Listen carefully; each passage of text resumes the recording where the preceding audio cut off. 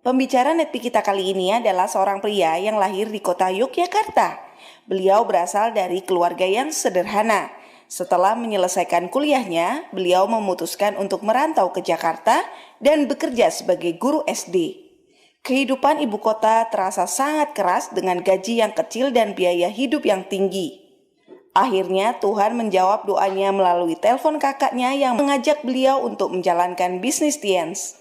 Meski awalnya ragu, namun keyakinannya muncul setelah flek paru-paru yang selalu membuatnya batuk berdarah sembuh berkat produk Tiens.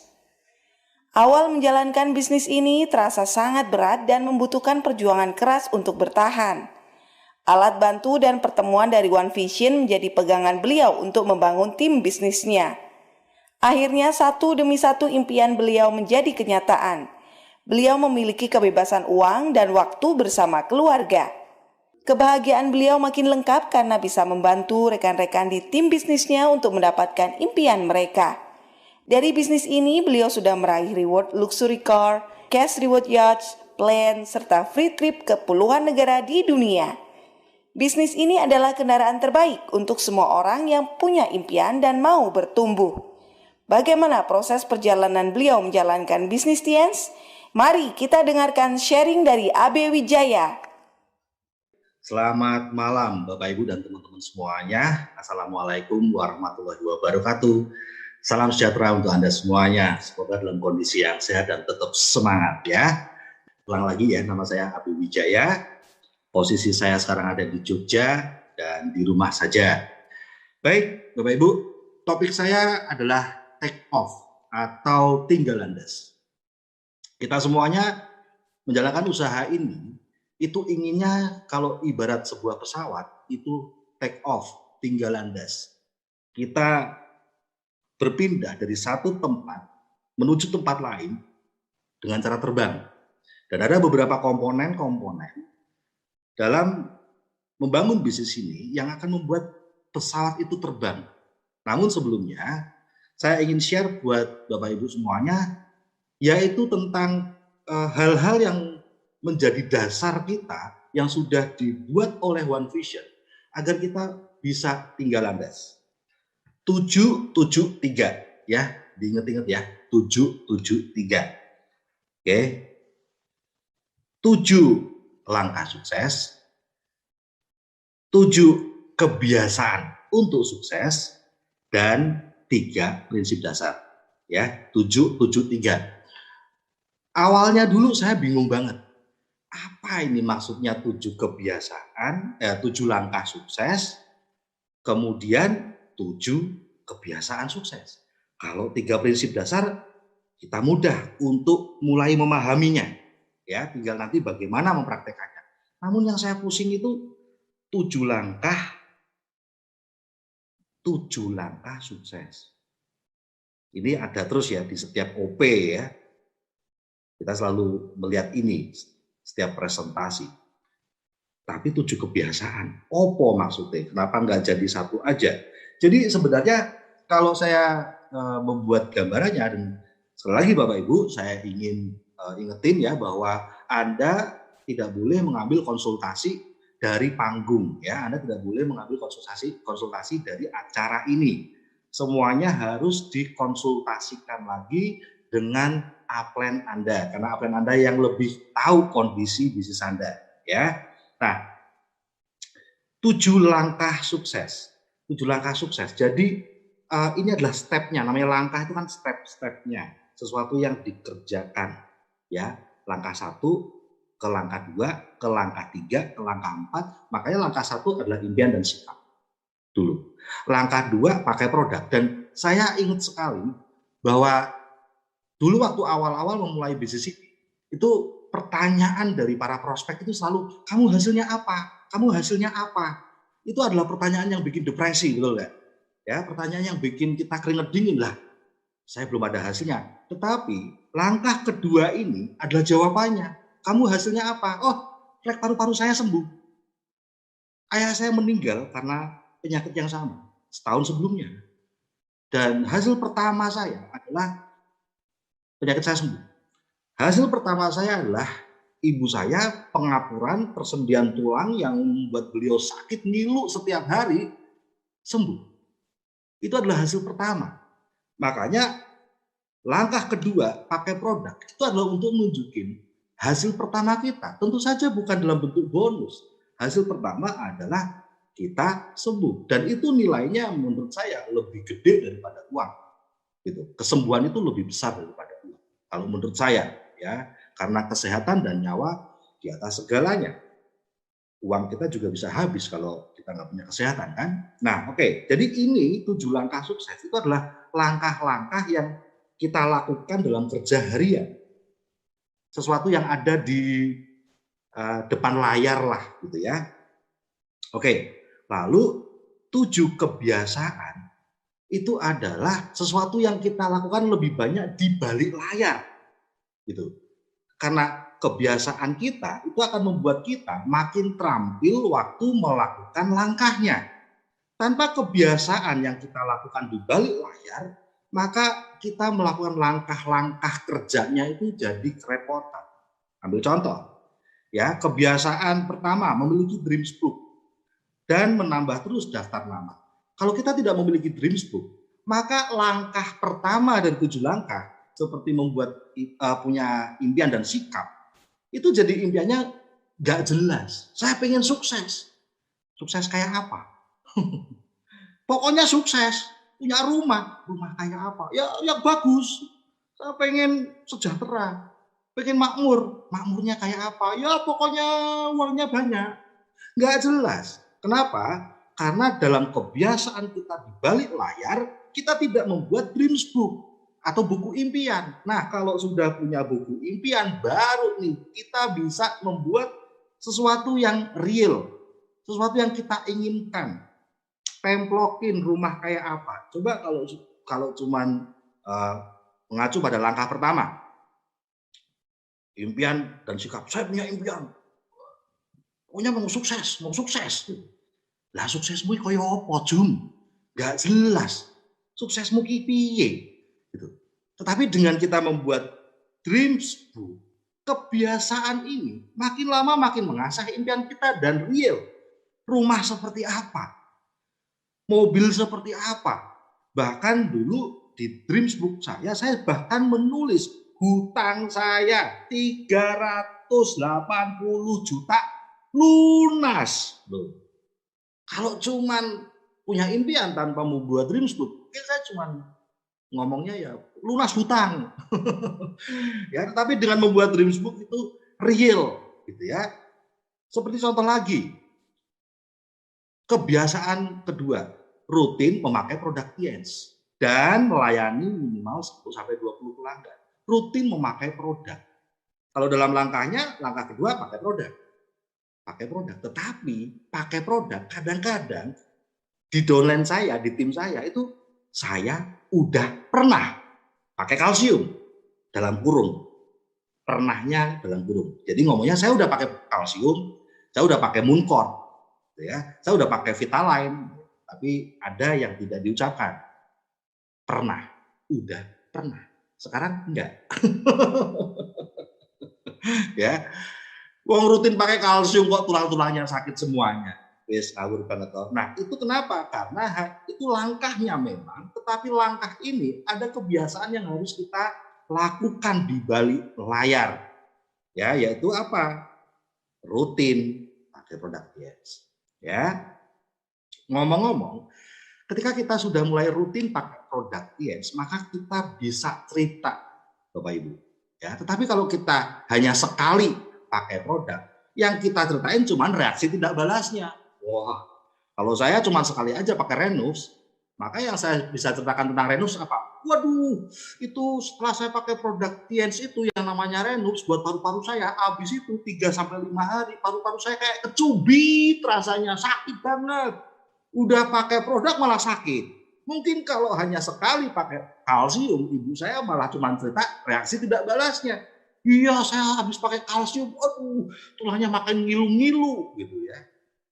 Ya, karena memang reaksi tidak balas. Namanya musuh sudah menguasai badan kita, didatengin tentara yang ngelawan dulu lah. Nah, Kalau tentaranya nggak pernah datengin lagi, ya bisa kalah nih tentaranya. Musuhnya kembali berkuasa atas badan kita. Penyakitnya maksudnya ya. Tapi dengan rutin, maka itu seperti, wah tentaranya tambah lagi, tentaranya tambah lagi. Akhirnya apa? Reaksi tindak balasnya tidak ada. Akhirnya musuhnya berhenti melawan karena udah kepayahan. Digebukin terus sama kalsium. Gebukin terus sama munkor. Akhirnya apa? Proses penyembuhan, proses penyeimbangan. Ya, itulah kenapa harus rutin pakai produk. Dan di situ kita bisa cerita, gitu ya. Banyak sekali di tim saya, terutama yang tidak bisa ngejawab pertanyaan dari prospeknya atau pelanggan misalnya atau downline barunya dia yang setelah pakai produk TNC mengalami reaksi tidak balas. Setelah pakai ini citosan, waduh saya malah rada mulus-mulus. Padahal itu sebuah reaksi tidak balas, itu sesuatu yang normal gitu. Seperti kita kalau luka dikasih obat merah juga perih dulu awalnya kan. Nah, tetapi karena bukan pemakai secara rutin, maka ya itu tadi, jadi nggak bisa ngomong kan. Padahal sebaliknya, ketika rutin pakai produk TNC, bukan cuma bisa ngomong, bisa promosi. Dan itu menjadi sebuah alat bantu dia juga, menjadi senjata dia juga untuk mengclosing, ya, untuk prospecting bahkan. Dia bisa bikin posternya, ya. Sekarang kan dunia sosmed luar biasa ya.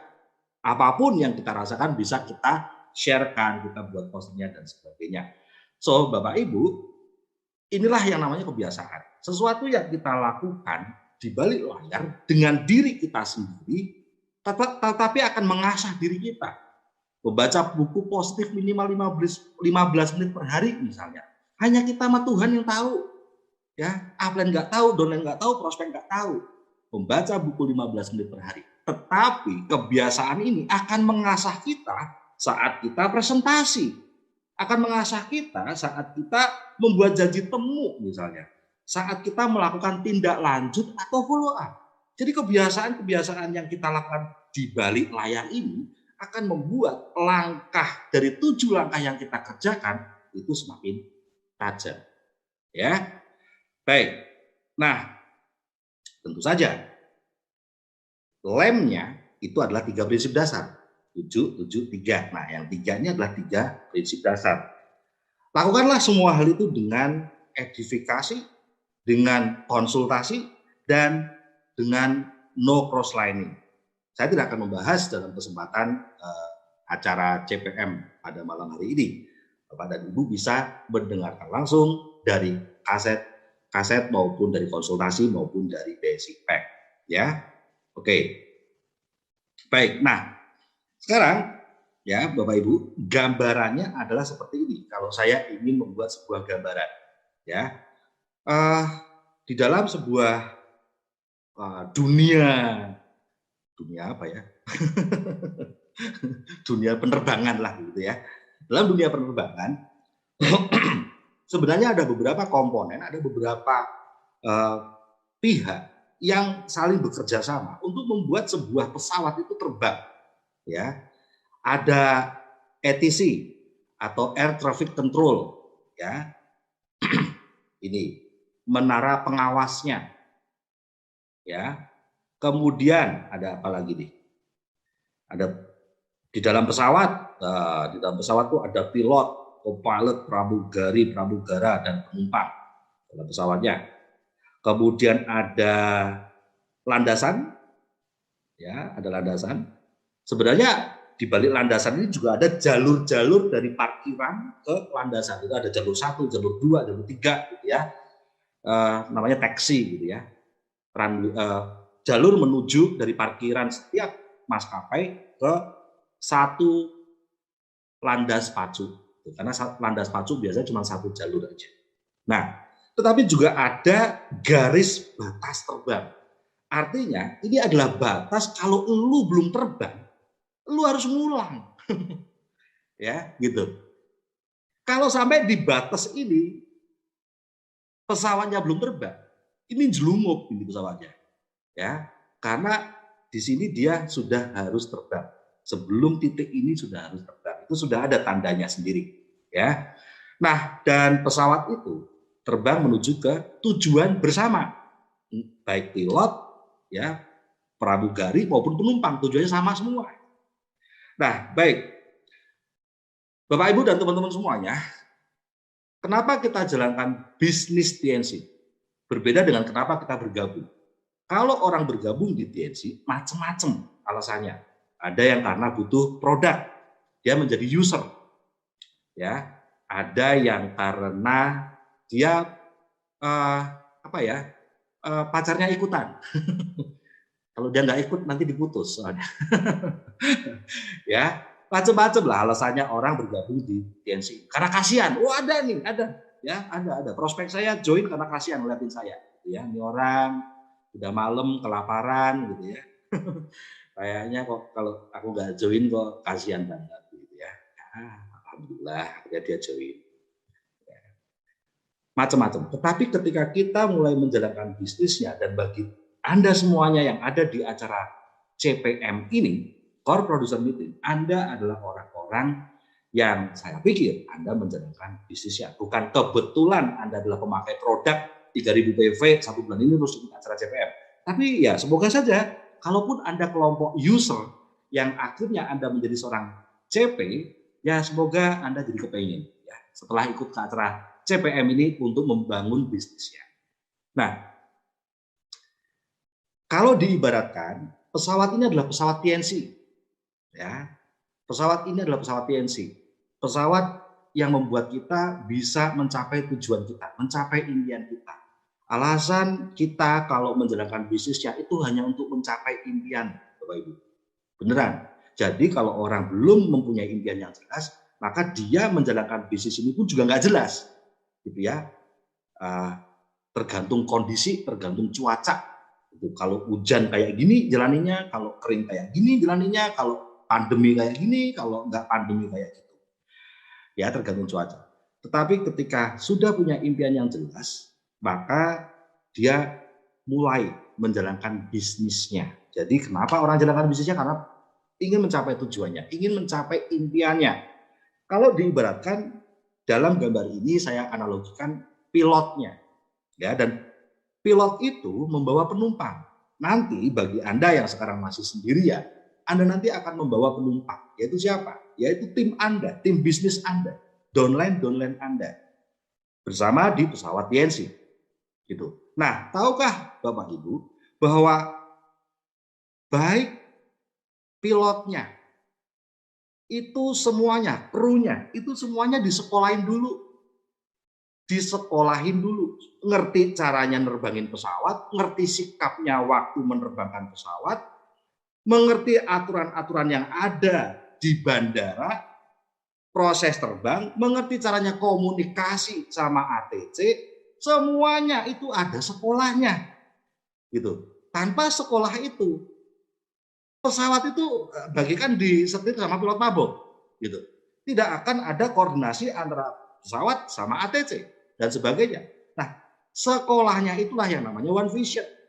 One Vision membuat kita sebagai pilot itu jadi ngerti, ya, sikap, etos kerjanya, alat bantunya, cara menggunakannya dan sebagainya, bagaimana koordinasi dengan ATC dan sebagainya, bagaimana kerjasama dengan tim itu ada di One Vision. Lewat apa? 773. Begitu. 773. Nah, jadi ya, mari kita lakukan 7 langkah itu. Kita miliki 7 kebiasaan agar melakukan langkah yang makin terampil, ya. Dan kita balut dengan 3 prinsip dasar. Terus ATC adalah upline kita. Gitu. ATC atau Air Traffic Control atau menara pengawas, menara pengendali, ini yang ngasih tahu pesawat ini nanti lewat jalur mana sebelum masuk ke landas pacu. Karena ada beberapa jalur, jangan sampai tabrakan, jangan sampai salah jalur, jam berapa dia terbang, saatnya dia stop dulu atau dia maju. Bahkan untuk pesawat ketika sudah tinggal landas, menambah ketinggian pun itu harus izin dulu sama ATC. Karena kalau ketika pesawat misalnya ada di ketinggian 10.000, dia mau naik ke 15.000 kaki. Kalau nggak izin dulu sama ATC, ya maka dia bisa tabrakan dengan pesawat lain yang ada di jalur itu. Pengendali tahu karena dia menggunakan radar. ATC adalah upline kita. Upline kita ngerti banget kondisi kita.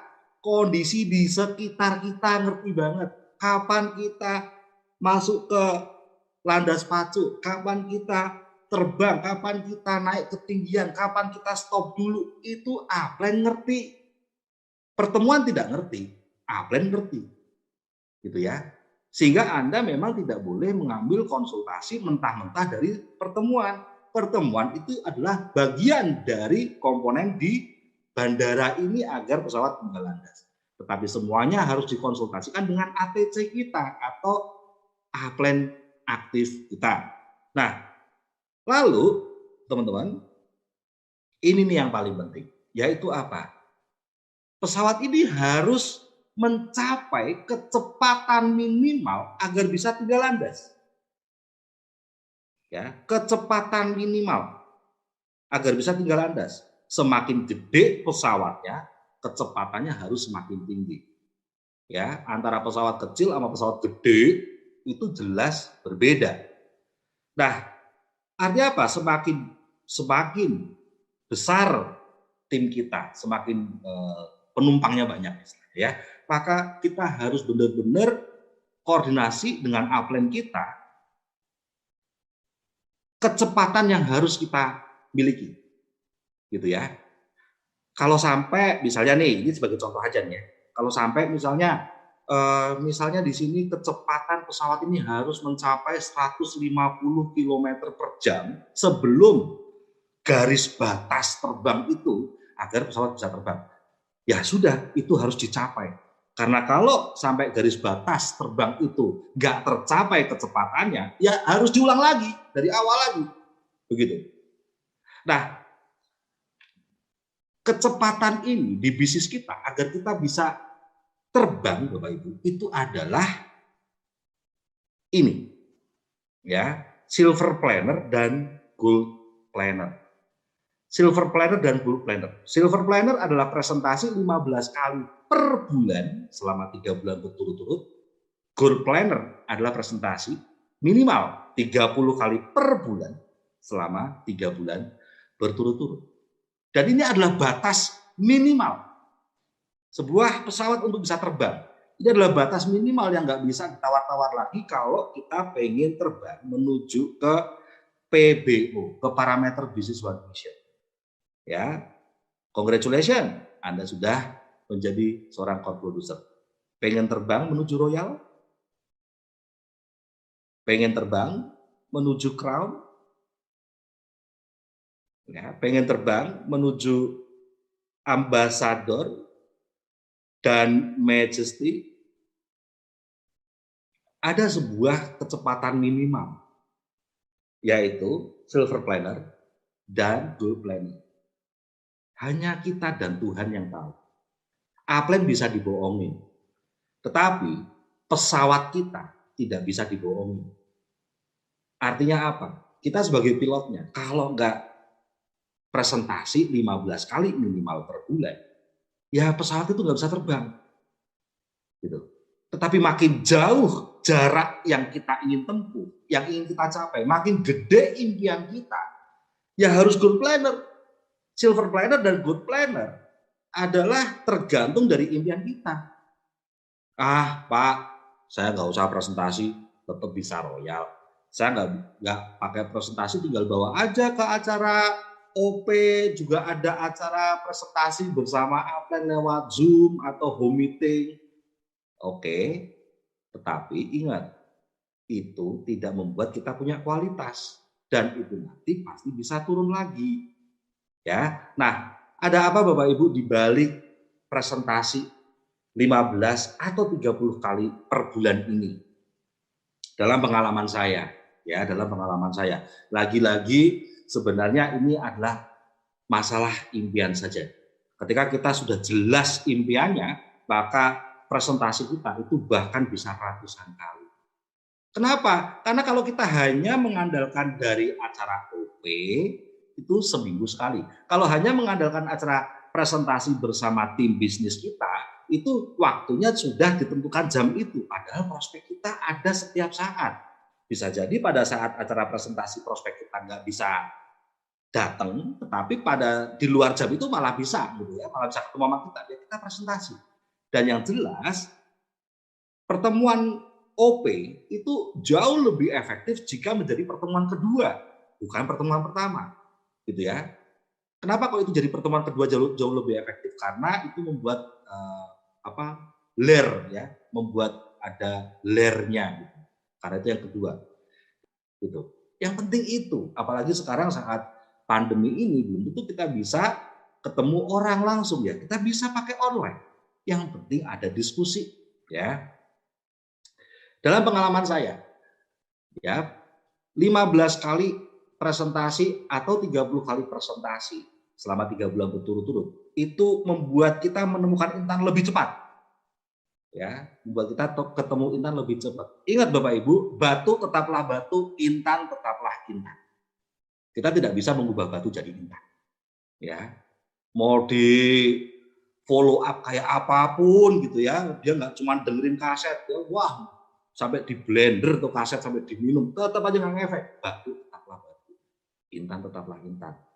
Nah, dengan kita melakukan presentasi 15 kali sampai 30 kali kita jadi silver planner dan gold planner, kita akan menemukan intan-intan itu lebih cepat. Ya, kenapa ya? Mereka hanya bisa ketemu lewat presentasi. Dan itu membuat kita jadi prospecting lebih kenceng.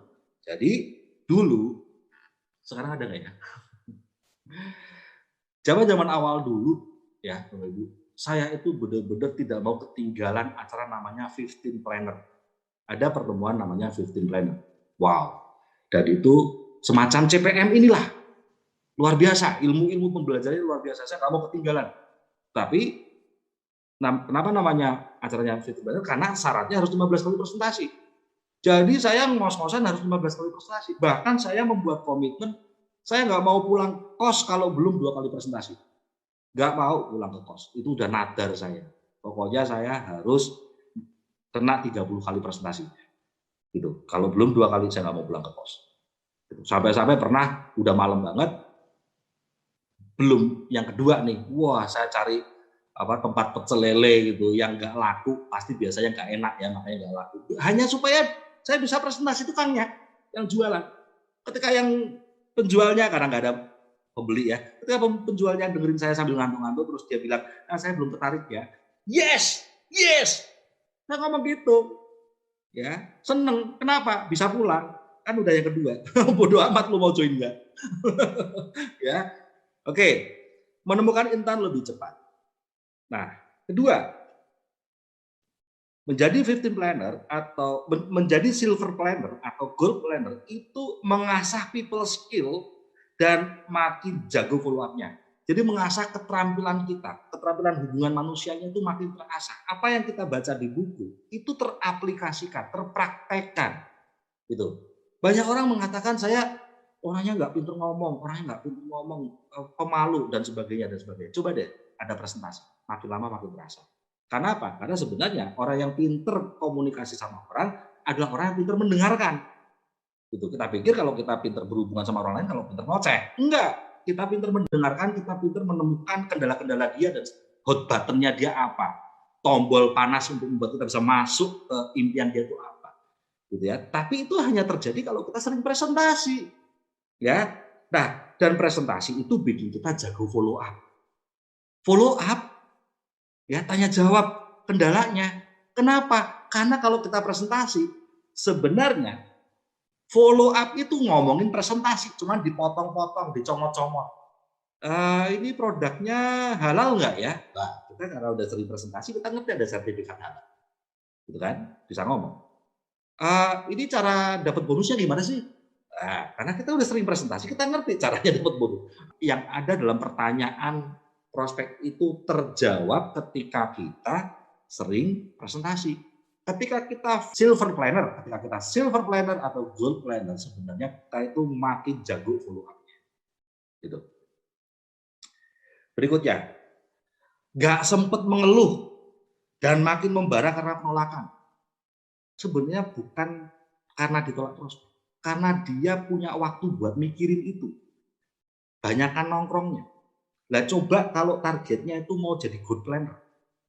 Saya waktu benar-benar ngejar untuk jadi good planner itu. Mau mengeluh gimana? Uang sudah setelah selesai presentasi udah ada janjian dengan presentasi ke prospek berikutnya. Nggak sempet ngeluh. Padahal ini ditolak terus. Gitu ya. 10 kali presentasi ditolak mulu. Tapi mau ngeluh gimana? Sudah ada berikutnya. Dan saya selalu ingat apa yang ada di buku gitu ya. Jangan berhenti dengan penolakan hari ini karena berikutnya kiriman Tuhan untuk Anda. Itu saya ingat terus kalimat itu dari buku. Waduh, kalau saya berhenti gara-gara ditolak yang tadi ini, jangan-jangan yang berikutnya ini kiriman Tuhan buat saya. Nah itu, jadi nggak sempat mengeluh. Tapi ketika kita banyak nganggurnya, ya itu dipikirin gitu ya. Jadi yang 100 mengalami 100 penolakan, nggak sempat mengeluh, tapi yang cuma mengalami 1 penolakan, sempat mengeluh karena dia punya 100 jam waktu buat mikirin yang 1 penolakan. Ya. Dan sebenarnya setiap penolakan itu justru membuat kita semakin membara ketika kita lakukan dengan presentasi berikutnya. Tetapi kalau cuma ditolak terus kita nggak ngapa-ngapain, ya itu malah bikin down. Ya, semakin ditolak itu semakin membara untuk membuktikan. Gitu. Ya. Saya yakin kalau tidak ada yang nolak, nggak ada yang nyakitin, itu yang membuat kita jadi ya lemah lunglai gitu ya. Tapi karena sering presentasi, sering ditolak, malah semakin ingin membuktikan. Berikutnya, komunikasi dengan upline dan downline makin erat. Oh, itu jelas. Ya, kenapa kok tidak ada komunikasi downline dan upline? Ya, karena downline-nya ini tidak presentasi menurut saya. Tidak ketemu prospek, tidak presentasi, apanya yang mau ditanyain sama upline. Gitu.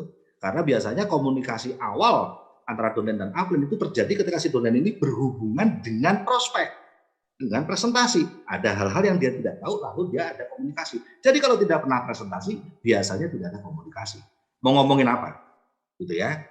Dan tentu saja dia semakin membara untuk ngomong kepada tim bisnisnya dia. Gitu ya. Hasil dari presentasi, tadi saya presentasi ibu-ibu nih, wah dia punya kendala ini, dia bagikan kisah itu ke timnya. Jadi semakin erat, ya hubungannya semakin erat. Menggunakan alat bantu secara maksimal. Ibarat kata petani rajin macul, pasti dia memakai cangkulnya secara maksimal. Tetapi kalau petani nggak pernah nyangkul, terus buat apa dia cari pacul, kan gitu. Kenapa kita butuh nepi sekali? Kenapa kita butuh alat bantu? Buku-buku produk, buku-buku kesaksian orang sukses, gitu ya. Kita hadirkan orang ke OP, kita hadirkan orang ke acara sharing sukses. Kenapa itu semuanya alat bantu itu semuanya kita butuhin? Karena kita punya banyak prospek. Karena kita sudah presentasi mereka. Kita butuh follow up mereka. Tapi kalau nggak ada presentasinya, siapa yang mau diajakin? Ya, kalau nggak butuh ngerajang bawang, untuk apa saya butuh peso? Tapi karena saya mau ngerajang bawang, bawangnya ada, butuh dirajang, ya saya baru butuh pesonya.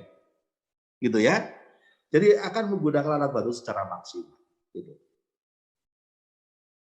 Nah, ini teman-teman.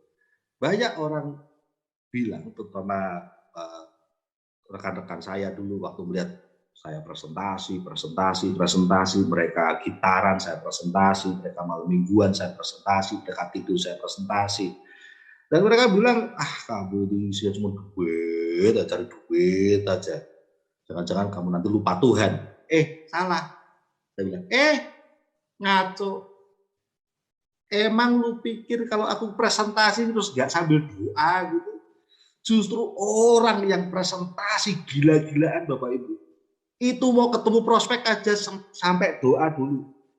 Gitu. Sambil naik motor, kehujanan gitu ya. Sambil doa, ya Tuhan, semoga ini intannya, semoga ini intannya. Doanya kenceng banget. Gitu. Nah kalau nggak presentasi, doa apaan? Ya doa harian saja, tapi bukan untuk apa yang dikerjakan. Rajin presentasi jadi banyak follow up. Mau follow up saja, mau telepon saja. Baru mau telepon, doa dulu. Ya Tuhan, semoga ini intannya, semoga ini intannya, kurang satu royal gitu. Itu doanya kencengnya luar biasa. Jadi orang yang silver planner, gold planner itu benar-benar hubungan dengan yang di atas itu dekatnya luar biasa. Sambil naik motor, sambil bahkan saya pernah kok sudah nyampe ke mana rumah prospek gitu ya sebelum COVID. Sampai ke rumah prospek, prospek kok serem banget ini. Saya izin, boleh ke toilet? Oh, monggo silahkan. Nah, saya ke toilet dulu, doa, nggak pipis, doa. Presentasi sering, dia pasti doanya kenceng banget. Dan afirmasinya otomatis makin kuat. Kenapa?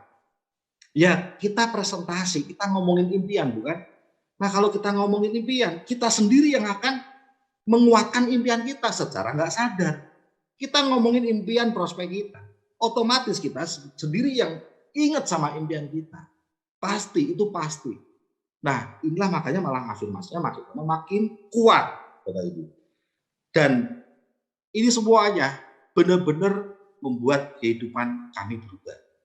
Apa yang tadi saya sampaikan, Anda harus konsultasikan Bapak Ibu, dan itu semuanya hasil dari pemikiran para mentor-mentor kita di One Vision. Saya ucapkan banyak terima kasih untuk Bapak Luis Tendean, Bapak Naga Sugara, Pak Rudi M. Nur, Pak Agus Laksono, Bapak Rizky Kanata, luar biasa ada semuanya, Bapak Ruli, ya, luar biasa ada semuanya, tidak bisa saya sebut satu persatu. Ada semuanya membuat kami menjadi punya arah untuk sukses. Kami tahu bahwa lewat PNC ini saat pandemi seperti ini, justru inilah yang kami tunggu. Bisnisnya kesehatan, dikerjakan secara online pun bisa, seperti orang jual payung dan mantel hujan di saat musim hujan. Di saat COVID inilah justru bisnis kami meledak. Dan kami butuh arahan dari One Vision agar membuat kami bisa mengarahkan pesawat kami dengan benar. Dan teman-teman, Anda akan punya perubahan hidup yang luar biasa. Sama halnya seperti saya, lewat apa yang diajarkan oleh One Vision, nurut manut sama Upland, maka yang tadinya saya cuma anak kos-kosan, itu pun kosnya cuma 250.000 per bulan karena nggak punya duit, saya hanya gaji 1,5 juta. Akhirnya lewat bisnis ini punya perubahan hidup yang luar biasa. Dan salah satu perubahannya adalah apa yang sekarang kami nikmati bersama keluarga. Ini belum apa-apa. Anda semuanya akan jauh lebih cepat. Baik Bapak Ibu semuanya, cukup sampai di sini materi saya, semoga bermanfaat. Ingat, tetap konsultasikan dengan Upland Aktif Anda. Sukses selalu, jaga kesehatan, tetap semangat. Sampai ketemu lagi di Puncak Sukses. Assalamualaikum warahmatullahi wabarakatuh. Salam sejahtera buat Anda semuanya.